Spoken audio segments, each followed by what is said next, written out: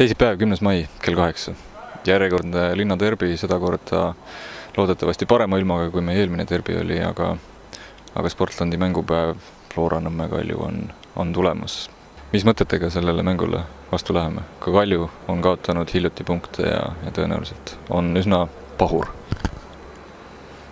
No me ikkagi selles mõttes selgelt tegeleme oma mänguga, et loomulikult lähtume sellest vastusest, kes meile tuleb, aga ju raske on täpselt ennustada, milliseks see mäng kulgeb ja eks me täpsustame ja vaatame üle need veel detailid, mis on tähtsad selles mängus, milleks mängijad peavad selgelt valmis olema ja eks me ju teame, et see on tugev meeskond, tõenäoliselt saab olema sama sarnane mäng nagu Paidega, et palju tugevat duelle ja sellest tuleb nagu tugev olla ja selline emotsionaalne mäng, ma arvan, et selleks me nagu peame valmistuma.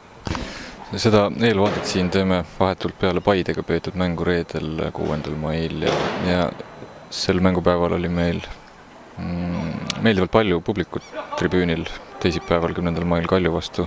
Loodame sama kordumist ja veel rohkemgi. Publiku atmosfäär oli täna Paide vastu väga mõnus ja Kalju vastu annaks see meeskonnale palju juurde.